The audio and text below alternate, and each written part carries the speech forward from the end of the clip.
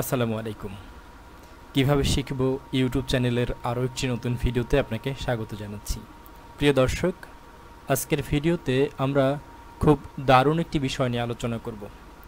বিষয়টি হচ্ছে যে আমরা বিভিন্ন সময় বিভিন্ন কাজে বা বিভিন্ন ছোট ছোট বিষয়গুলোকে মোবাইলে, কম্পিউটারে অথবা ল্যাপটপে নোট করে রাখি। এই যে নোট করে রাখাটা, এই নোটটা আমরা সাধারণত মোবাইলে যে নোটটা করি সেটা কিন্তু মোবাইলের যে নোটপ্যাড থাকে সেটা কিন্তু অফলাইন। মানে বিষয়টা হচ্ছে আমার মোবাইলটা যখন হাতে থাকবে তখন আমি সেই নোটপ্যাডটা ব্যবহার করতে পারবো। ঠিক তেমনিভাবে আমি যদি কম্পিউটারে নোট করি নোটপ্যাডের মাধ্যমে, তাহলে কি হবে, ওই কম্পিউটারটা যখন আমি ওপেন করব তখন আমি সেই নোটপ্যাডটা দেখতে পারবো। আবার যদি ল্যাপটপে করি, ল্যাপটপেও ঠিক সেম। আমি যদি ল্যাপটপের যে ডিফল্ট নোটপ্যাডটি রয়েছে সেটা ব্যবহার করি, সেটা কিন্তু ওই ল্যাপটপটা যখন আমি ব্যবহার করব ঠিক তখন এই নোটপ্যাডটি ব্যবহার করতে পারবো। কিন্তু আজকে আমি আপনাদেরকে এমন একটি নোটপ্যাড ব্যবহার করা শেখাবো যে এই নোটপ্যাডটা আপনি ব্যবহার করলে আপনি যে কোনো জায়গায় বসে সেই নোটগুলো পড়তে পারবেন কিংবা বের করে আপনার যে তথ্যগুলো ছিল সেই তথ্যগুলো দেখতে পারবেন।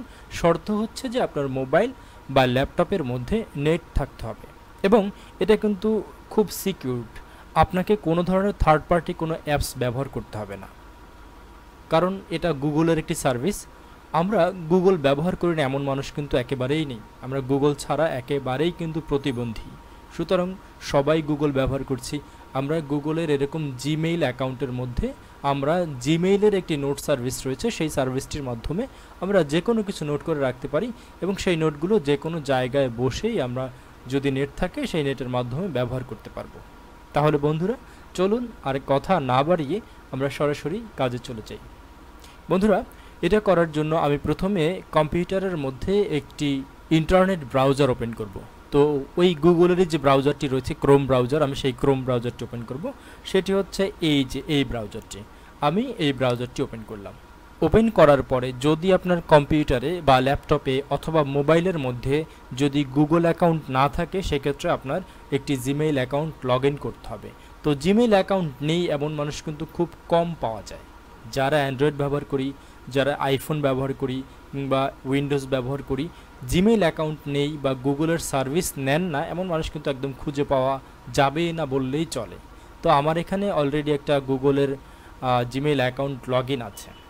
তো আমি গুগল ক্রোম যে ব্রাউজারটি রয়েছে সেই ব্রাউজারটি ওপেন করলাম এবং ব্রাউজারটির মধ্যে যেহেতু একটি গুগল অ্যাকাউন্ট লগ ইন করা আছে, সুতরাং আমি যদি একটু ডান দিকে চলে যাই, এখানে দেখেন বন্ধুরা আমার এখানে কয়েকটি মেইল লগ ইন করা আছে।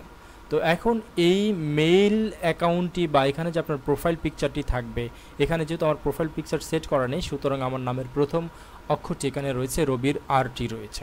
এখন আমাদের কি করতে হবে, আমাদের এই যে প্রোফাইল আইকনটি রয়েছে সেই প্রোফাইল আইকনের পাশে এরকম কতগুলো ডট মেনু রয়েছে, গুগল অ্যাপস। এখানে যদি আমরা ক্লিক করি তাহলে গুগলের যতগুলো অ্যাপ সার্ভিস রয়েছে সবগুলো সার্ভিস আমরা এখানে দেখতে পারবো। আপনি যখন কোনো অ্যান্ড্রয়েড ফোন সেট আপ করেন নতুনভাবে, তখন কিন্তু এই অ্যাপসগুলো আপনার মোবাইলের মধ্যে অটোমেটিক ইনস্টল করা থাকে। যদি না থাকে তাহলে আপনি কিন্তু গুগলের এই যে প্লে স্টোরটি রয়েছে এই প্লে স্টোরটি ব্যবহার করে আপনার মোবাইলের মধ্যে সকল ধরনের অ্যাপস ইনস্টল করে নিতে পারবেন। আর ল্যাপটপের মধ্যে ইনস্টল করতে হয় না, এটা অটোমেটিক এখানে পাবেন আপনি। তো এখানে সবগুলো সার্ভিস কিন্তু রয়েছে। আমরা এখান থেকে গুগলের ড্রাইভ ব্যবহার করতে পারবো, সার্চ, ম্যাপস, জিমেইল, কন্ট্যাক্টসের মধ্যে কিন্তু আপনি যে কোনো ধরনের কন্ট্যাক্ট নাম্বার সেভ করতে পারবেন এবং সেই কন্ট্যাক্ট নাম্বারগুলো আপনার যদি মোবাইল হারিয়েও যায়, সেখানে কিন্তু আপনি এই মেলটা পরবর্তীতে যে কোনো ফোনে লগ ইন করলে আবার এই কন্ট্যাক্ট নাম্বারগুলো আপনার মোবাইলে চলে আসবে। সে বিষয় নিয়ে হয়তো কোনো এক সময় আবার একটি ভিডিও করব। আজকে আমরা যেটা দেখতে চাই সেটা হচ্ছে আমরা কোন জায়গাটায় এই নোটগুলো রাখতে পারি। সেটা হচ্ছে গুগলের এই একটি সার্ভিস রয়েছে যেটা হচ্ছে কিপ মানে হচ্ছে নোট যে প্যাডটা থাকে সেটার গুগল সার্ভিসের ওই সার্ভিসটির নাম হচ্ছে কিপ। আমরা এই কিপ যে অ্যাপসটি রয়েছে সেই অ্যাপসটির উপরে ক্লিক করব। ক্লিক করার পরে এখানে আমার সামনে কিপসের যে সার্ভিসটি সেটি কিন্তু চলে আসছে। যদি আপনার মোবাইলের মধ্যে এই কিপ অ্যাপসটি না থাকে, সেক্ষেত্রে আপনি গুগল প্লে স্টোর থেকে কিপ লিখে সার্চ করলেই এই অ্যাপসটি ডাউনলোড করতে পারবেন। তো এখানে আসার পরে এটা এখানে বলা হয়েছে যে আমি কি ডার্ক মোডে ব্যবহার করবো কিনা, এটা আমার ইচ্ছে। তবে আমি ডার্ক মোডটাকে অনেক প্রেফার করি, আমি ডার্ক মোডটাকে অন করে দিলাম। আমার এখানে ডার্ক মোড চালু হয়ে গেছে।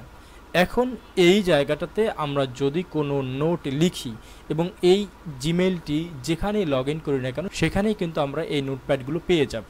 তো এখন এইখানে আমরা কিভাবে নোটগুলো লিখব, এখানে দেখেন টেক এ নোট অপশন আছে। আপনি যদি মোবাইল থেকে ব্যবহার করেন মোবাইলের মধ্যেও ঠিক এরকম একটি অপশন পাবেন টেক এ নোটের। আপনি এখানে ক্লিক করলে প্রথমে থাকবে টাইটেল। আমরা সাধারণত যে নোটটা লিখব সেই নোটের তো একটি বিষয় থাকে, সেই বিষয়টি আপনি এখানে শর্ট করে লিখে দিতে পারেন। তো আমি এখানে একটি টাইটেল দিচ্ছি, আমি এখানে টাইটেল দিলাম নিউ, এবং এইখানে আমি টেক নোটের জায়গায় কিছু লিখলাম। আপনি লিখলে এখানে কিন্তু আর আপনাকে সেভ করতে হবে না। আপনি যদি মোবাইলও ব্যবহার করেন এটা কিন্তু আপনাকে আর ম্যানুয়ালি সেভ করা লাগবে না, এটা অটোমেটিক সেভ হয়ে যাবে। এবং এখানে আপনি কি ব্যবহার করতে পারবেন দেখেন, এখানে নোট লেখার পর আপনি রিমাইন্ড করে রাখতে পারবেন।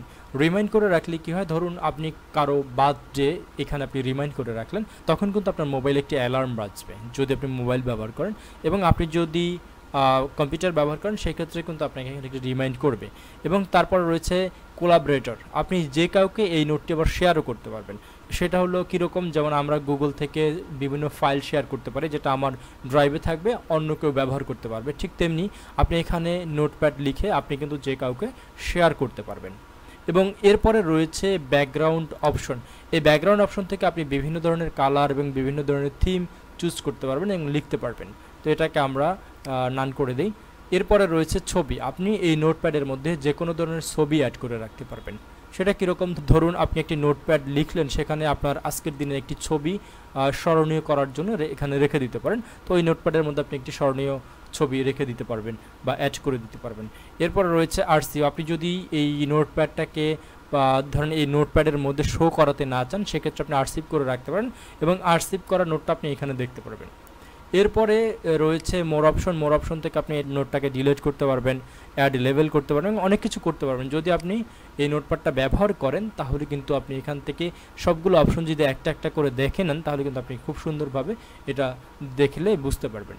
এরপরে এই আমাদের যখন আমরা নিউ লিস্ট করব সেটাকে আপনি চাইলে এরকমভাবে কিছু লিস্ট আকারে করে নিতে। আপনি যখন কোনো কিছু লিখবেন এন্টার দিবেন নতুন একটি লিস্ট হবে, তারপর আবার এন্টার দিবেন নতুন একটি লিস্ট হবে, এরকম। তো এইভাবে করে করে কিন্তু আপনি আপনার মতন করে যে কোনো তথ্য আপনি গুগলের নোটে দিয়ে রাখতে পারেন এবং এটা কিন্তু আপনি ডাইনামিকভাবে যখন যেখানে ইচ্ছে ব্যবহার করতে পারবেন। তো আশা করি আজকের এই ভিডিওটি আপনার অনেক বেশি উপকারে আসবে। যদি আজকের ভিডিওটি দেখে আপনি সামান্য পরিমাণ উপকৃত হয়ে থাকেন এবং নতুন কিছু শিখে থাকেন তাহলে রিকোয়েস্ট করব এই ভিডিওটিতে একটি লাইক দিন। আপনার সুন্দর একটি মতামত অবশ্যই ভিডিওটির কমেন্ট বক্সে দিয়ে যাবেন। আর যদি আপনি আমার চ্যানেলে নতুন হয়ে থাকেন তাহলে চ্যানেলটিকে সাবস্ক্রাইব করে পাশে থাকা যে বেল আইকনটি রয়েছে সেটিকে অন করে দিবেন।